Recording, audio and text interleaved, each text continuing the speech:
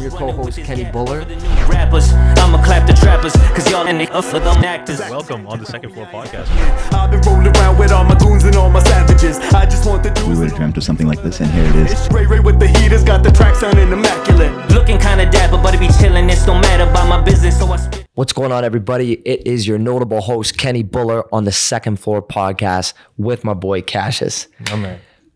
On the Second Floor, we talk about how to elevate your business and your coaching ability so you can go about your everyday life in the way you planned on doing so. Now, I want us to talk a little bit about planning today, because just like anything you want to be successful at, you have to have a plan. And lately with my team, I've kind of was just talking with Qashus about this, how I've been trying to relate it to chess. And in chess, when you look at specific pieces on the board, they play specific roles. Let's just look at the king, for example. The king's role is essentially to be protected. Now, who is protecting the king? Every other piece on the table. Now, if we relate that from, let's say, building your own business perspective, if the king had more than several different roles it needed to manage and juggle, ultimately it would get distracted on one side and it would get attacked from the other end. So lately what I've been telling my team is I'm trying to get them and myself to really own our roles. And I feel like I've not only managed to find more productivity out of them, but I feel like I've just managed to gain more respect. And I want to know what that looks like for you too, because I tell my team the goal for me eventually is to just focus on coaching jiu-jitsu.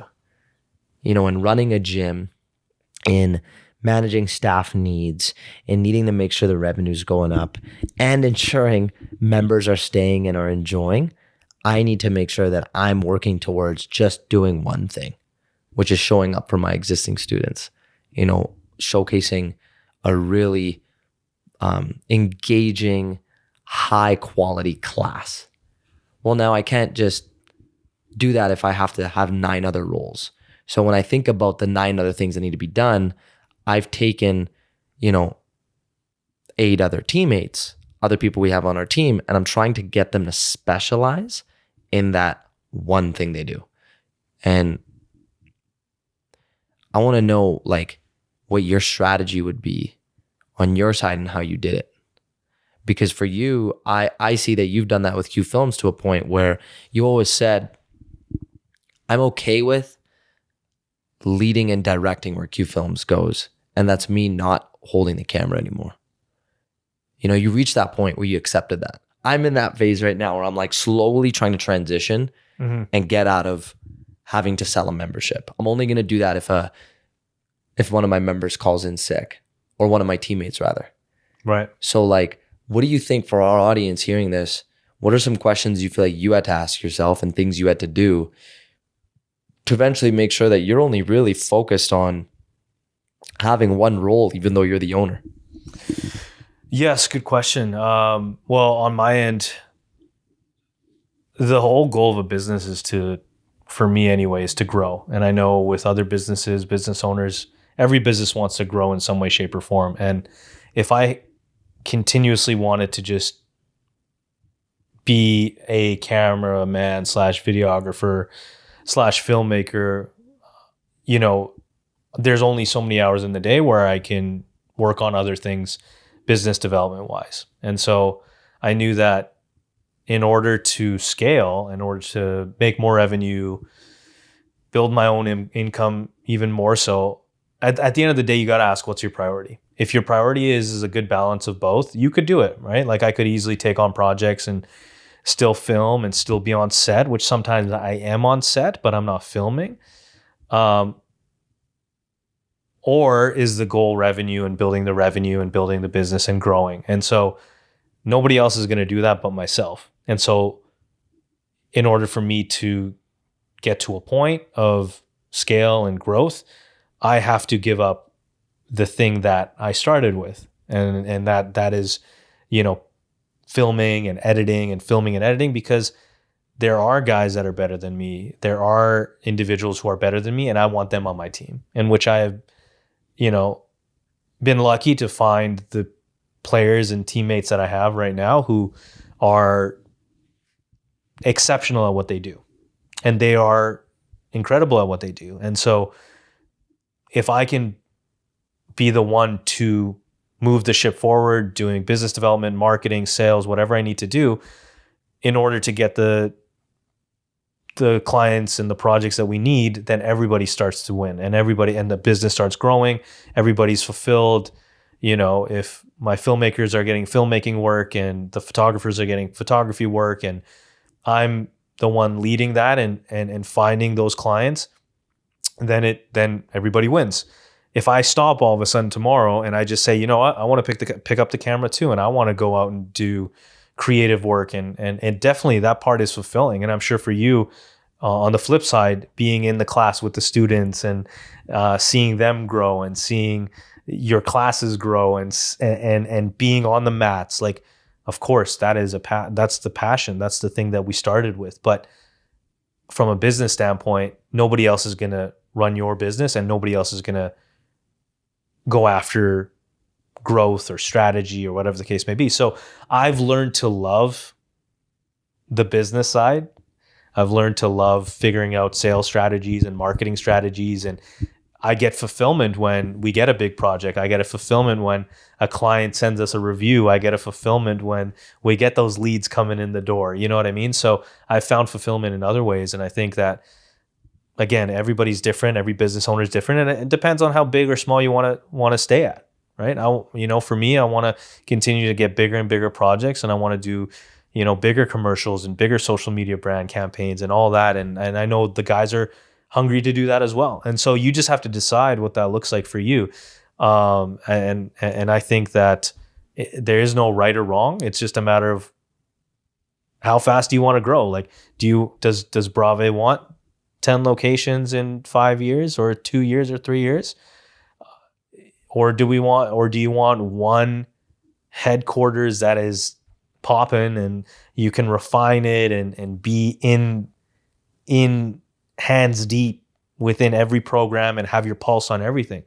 That's the problem when you grow, is that once you get to a point of scale, you don't really have your finger on the pulse for everything, because you've built at scale. So now you're at the top with whoever it is, your management team or your high level team members, and then everybody sort of below you is hands. They're the soldiers at the forefront. They're the ones leading the classes. I'm sure they'll get a ton of fulfillment, and you might not have that. But in my opinion, like, as a visionary, like, thinking about, your vision and kind of what you want to do, and if you want to take over the world with your business, it's going to be a little bit of closing that chapter of, hey, I can't be in every class and whatnot. I got to be thinking about where's the next location, where's the next thing, where the bigger, higher level sort of thing. So it's actually, this is nice, because on the note of you feeling like you have to pull the plug in coaching to scale, I actually disagree. Because I think I look at it more from the joy perspective. What made you want to start this business in the first place? Totally. Other than being financially free. Totally. Like, let's face it, business owners go into running the business for the sake of one day being able to reaping and sowing the financial benefits from it. And even eventually, let's say the benefit of saving time. Yep. The working smart and a harder approach. But I think if you need to go back and be like, well, yeah, I want to run, in my case, a jiu-jitsu academy because I love jiu-jitsu. So if I then position myself down the road from not teaching jiu-jitsu at all, not having any, let's say, element of direction in doing jiu-jitsu at all, then it all of a sudden now feels like I am now putting myself in a position where I'm doing a job that I don't want to do. For sure. Right? So here's my take on it. And this is kind of funny because, especially with the direction we're going, you're very business minded. I'm very coaching based minded, right? I had this moment the other day in our team meeting where one of the individuals, he's my guy handling marketing. He noticed there was an opportunity for our person running sales to improve their ability to increase our show up rate for bookings. So he said on the call, perhaps because he felt like it wasn't appropriate, he said, let's get together, maybe take 5 minutes after the call or later in the week, and let's see how I can help improve it. And I said, if you don't mind, do it now. And they ended up fixing something that our salesperson can now increase show up rate on within like 3 minutes during that call. And to summarize, by the time we were done our call, I just told the guys, I'm like, listen, guys, I want you guys to realize this. I am doing my best to create an environment here where all of you guys feel like you're the director already of sales, marketing, and content and social media. So I'm like, all three of you in this room, I want you to own, sales for Brave. Like there's one person dealing with that. Marketing, I want you to own it. Content strategy, I want you to own it. So if you feel at any point, whatever it is someone has done that needs fixing, fix it right away. Don't feel like, oh, you're interrupting my meeting. Because, I'm hosting it and they felt like, oh, I don't want to take 2 to 5 minutes away out of Kenny leading this meeting. I told them, listen, like the more you feel like you own it, the more you feel like you can make decisions. And I want you to make those decisions without my permission. And I wanted right then and there to create this environment where, going back to this point, if I can coach them to a point and educate them to a point of what standard we're looking for and where we're going with Brave, then however way they want to get there is up to them. So I know for a fact, I have to be the one that says, guys, we need things to get to this point. Let's just say from a micro level, guys, we need 50 people to show up in a week, right? So if I just set that standard, okay, however way you guys want to get there, you're hired. You're in this position for a reason. Now you can decide how it gets done. If you think it's worth 2 to 5 minutes in a meeting to decide how we can help fix it between one another, then do it. Don't wait till Wednesday. Don't wait till booking it. Do it now. Yeah. So I think, man, from the way I look at things is if I circle that back in, okay, if I've managed to get the people on the team to feel like they have a sense of say, to feel like they have influence, to feel like they can make those decisions themselves, it goes back to me actually being able to walk in to do what I love, which is the jiu-jitsu class. And I know it takes a lot of legwork, tons of legwork in the beginning. Like, don't get me wrong. I just spent 90 days helping prep our member advisor to a point where they're starting to feel like they can just start doing things all on their own. Every now and then, here and there, he gets himself in situations where he has to ask me, and that's normal. But like, it's great to kind of see that because I invested those 90 days, I now just put 900 more days into just walking into my class and teaching jiu-jitsu. But if I flip it and I go, well, no, why don't I just not do the jiu-jitsu class anymore? And maybe, let's face it. If I completely can recognize, if I just already got another person to coach the class and I double down on sales, I maybe got another location earlier, I see an increase of money and that all looks good, but I'm not going in with the same joy. Because totally. What keeps everything together is the fact that I get to be a part of the class that we're trying to get people into the door in the first place. Yeah, for sure. I think on your end, it would be, if there was any form of wanting to scale, you'd probably want a partner or somebody who's more passionate about doing those sorts of things to open doors, go out and find locations, almost like Evolve with John and his partner. Like, they're two different guys and they have two different roles, right? And I think on your end, it's like, yeah, you want to focus on the culture. You want to focus on building those classes. You have a vision for those classes and you have a vision for walking into Brave every single day, making the classes the best you can make them. And still having the pulse on jiu-jitsu and the love and the passion for it. on my end, the video standpoint, of course, I love doing videos, but videos is very broad. So the types of videos I want to create are, podcasting, music, these sorts of things that fuel my passion. On the business side, do I have a passion to create a corporate video? Not really. You know what I mean? Like, Yeah. This is like reps that I've put in hundreds of times. And so from a business standpoint, the fulfillment actually comes from the growth and seeing the team flourish and seeing the systems I implement with them. How do we polish up our pre-production? How do we polish up our production days? How do we become more efficient with our editing? How do we become more efficient with our time from project from A to Z? These are the sorts of things that I think about. And then once they're implemented, those give me fulfillment. Because when I see a project that's way more efficient, the client's happy, the shoot went well, everybody's happy and everybody's making money, that is, to me right now, that's been the driving force. But if I say, nah, I'm just going to pick up a camera and I'm going to start doing videos now, sure, I can do it. And sure, it'd be fun. But I think for me on the video standpoint, I have other passions and other goals I want to do for, the podcast, making videos here, doing stuff on the music end, doing stuff on the personal brand end of things. That's what fuels my passion. And then the business side, the fuel is the scalability and all that. So I think I think we're both different in that regard, where I'm running something different, you're running something different. But from a standpoint, we could learn from that, right? Yeah, people need to be aware of that. I think depending on which industry they're in, and ultimately realizing, to your point, what are they tracking as success? Yeah, exactly. Right? Like and fulfillment, right? And joy. Yeah. Right? A joy might not come from a real estate agent might have the passion for selling homes, but then he might want to build a brokerage one day.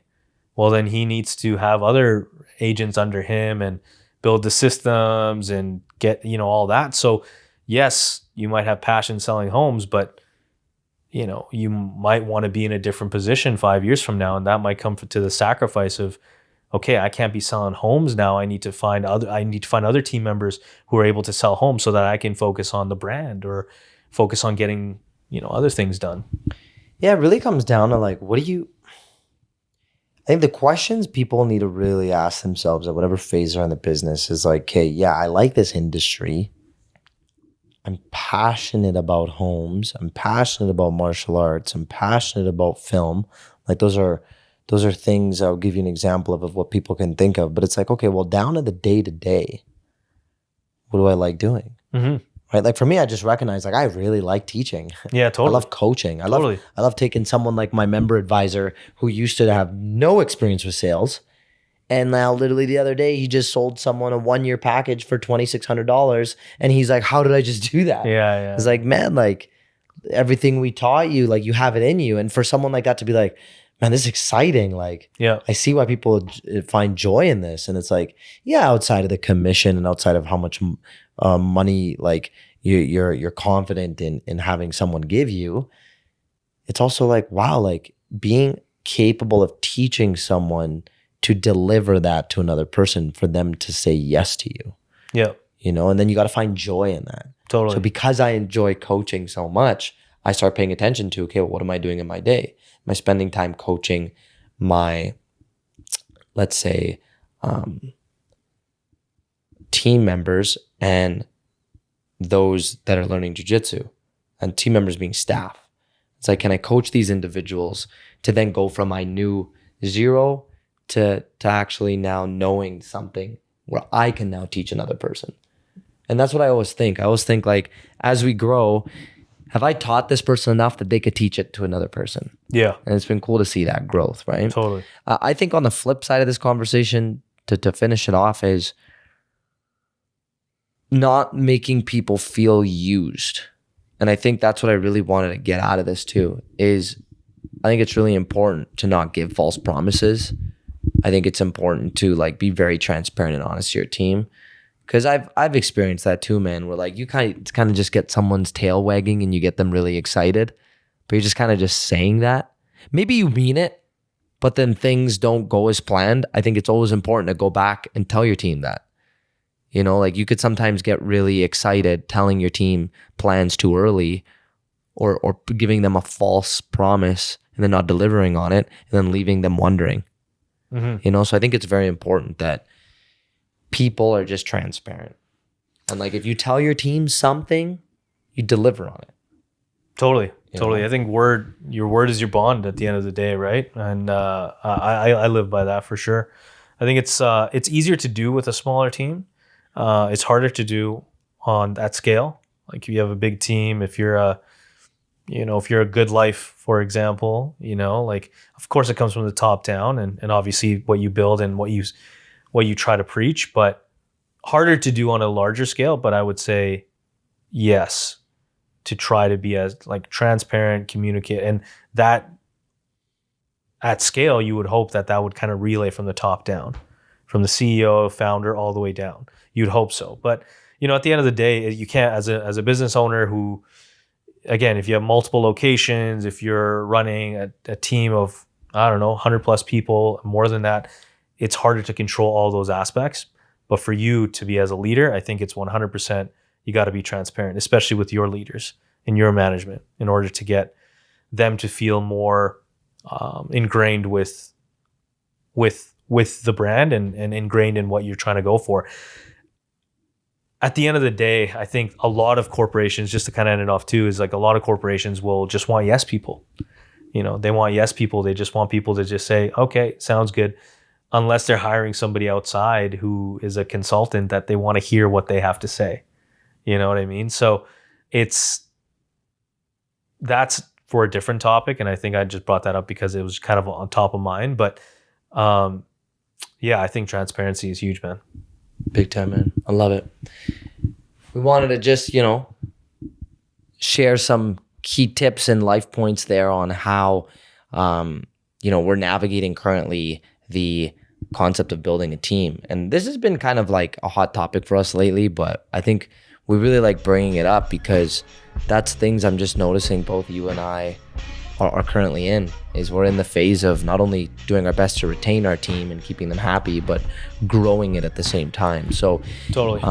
If there's any part of this podcast that resonated with you, or you're also in the same boat, feel free to share what you feel was most valuable in the comments, and DM us for more topic suggestions. And we appreciate you following, liking, and subscribing.